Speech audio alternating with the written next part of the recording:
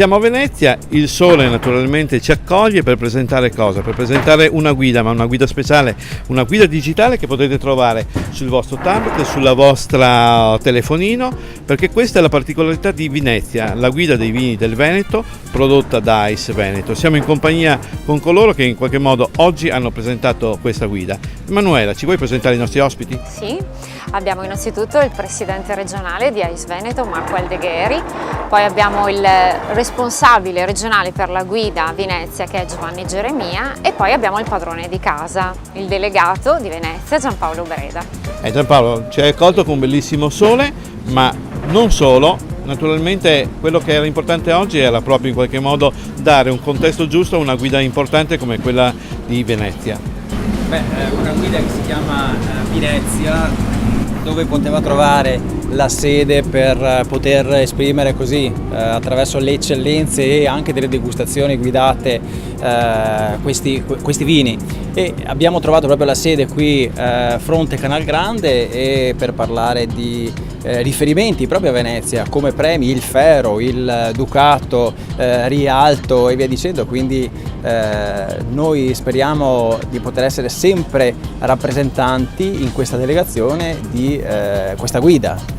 Sì, ricordavi proprio questa grande caratterizzazione del territorio, perché in qualche modo il territorio influisce in maniera altamente positiva su quelle che sono le degustazioni di questi vini. Siamo con Giovanni Geremia. Giovanni, appunto, le vostre degustazioni sono basate su degustazioni, prima dicevamo, intanto aperte al pubblico, perché chiunque può venire e può partecipare alle degustazioni, e poi sul fatto che le degustazioni sono al buio, sono alla cieca. Sì, le degustazioni sono suddivise territorialmente per zone omogenee, in modo tale da poter valutare i vini di una determinata zona totalmente alla cieca, assolutamente senza sapere che prodotto stiamo valutando da un punto di vista di cantina, solamente sapendo la tipologia del prodotto e l'annata di questo prodotto. Questo lo facciamo per garantire il massimo della trasparenza, come la trasparenza la garantiamo appunto invitando i produttori a partecipare ai nostri panel di degustazione per vedere le nostre tecniche di degustazione e come cerchiamo di essere sempre al di sopra delle parti per poter dare un giudizio al massimo della trasparenza. Tra l'altro è molto interessante perché poi voi mettete a disposizione dei produttori anche tutti questi dati, quindi servono ai produttori stessi per migliorarsi ancora. Riusciamo a mettere a disposizione ai produttori tutti i dati, da quest'anno poi utilizzando la scheda digitale riusciamo a dare anche le singole caratteristiche organolettiche del vino degustato, quindi dal panel potranno vedere come il loro vino ha ottenuto un determinato punteggio e quali sono le caratteristiche dal punto di vista visivo, olfattivo e gustativo, per poter poi aprire anche un dibattito, una scelta dal punto di vista tecnico per migliorare ancora magari il loro prodotto. Presidente, quindi questa è stata una scelta fatta 4 anni fa, veramente lungimirante, cioè avere un prodotto digitale, un prodotto che è in continua crescita e anche la possibilità in qualche modo di poterlo implementare sempre con nuovi strumenti e con nuove funzionalità. Ci ricordavi quest'anno l'abbinamento con il cibo, perché il vino è importante da solo sicuramente, ma per chi guarda questi strumenti qui, quindi in qualche modo il wine lover, l'enoturista, poterlo abbinare con un ristorante, con un cibo diventa importante. Certo, diciamo che la fatica più grossa l'abbiamo fatta qualche anno fa a livello progettuale per riuscire a immaginare dove poteva arrivare un'operazione editoriale di questo tipo. Pezzo dopo pezzo nel corso degli anni abbiamo implementato ogni volta con ogni nuova pubblicazione aggiungendo degli sviluppi nuovi.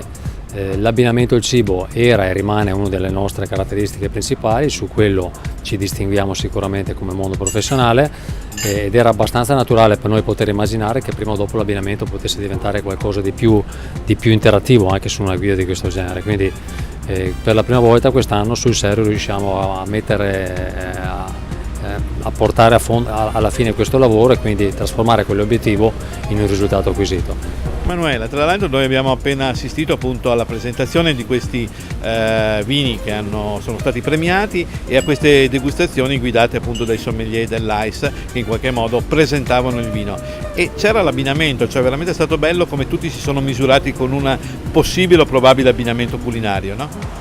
Sì, questo è un altro valore aggiunto della guida, perché oggi l'abbiamo voluto mettere in scena durante la presentazione di Venezia 2018 e durante la presentazione dei vincitori.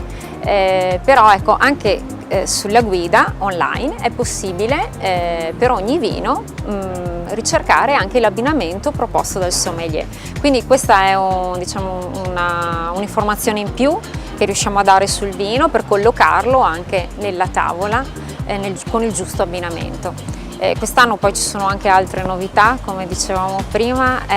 Secondo me molto interessante è stata questa cosa del gemellaggio con il portale che si occupa del turismo del Veneto, nella regione Veneto, perché sempre di più la guida è uno strumento per viaggiare nella regione, per scoprire molto di più oltre al vino. Ma infatti io mi riaggancio a queste tue parole perché avevamo ospite, che ormai è un amico, come ricordavi tu Presidente, l'assessore alla cultura Cristiano Corazzari, e lui ha detto delle bellissime parole rivolte sia all'AIS sia al mondo del vino, dove dentro nella bottiglia c'è un racconto, ed è quello che in qualche modo fanno i sommelier dell'AIS: raccontare un vino ma raccontare un territorio. Il racconto del vino è un po' la nostra mission, è chiaro che su quello dobbiamo essere bravi a perfezionare sempre di più il lavoro che stiamo facendo e anche a trovare nuove chiavi di lettura in un mondo che ha sempre un bisogno famelico di stimoli e di modi anche diversi di proporre le cose. Abbiamo anche noi grande bisogno di confrontarsi, quindi oggi c'è un mondo che si sta muovendo anche con attenzioni diverse. La cucina ha in qualche modo sdoganato il rapporto con il grande pubblico e da parte nostra diciamo che era anche il momento più opportuno per riuscire ad avvicinare il grande pubblico, parlando prima che di vino che di piatti. Ultimissima cosa, abbiamo avuto ospite anche il Presidente nazionale Maietta, e con lui ci ritroveremo fra poco a Milano. Ci ritroveremo esattamente tra 8 giorni, sabato prossimo, in quel di Milano, per presentare il lavoro della guida nazionale di vite. Venezia è a tutti gli effetti un pezzo, una parte integrante di un lavoro che viene portato avanti a livello nazionale dalla struttura di AIS. Quindi continuate a seguirci, appuntamento a Milano per la guida vite. Grazie.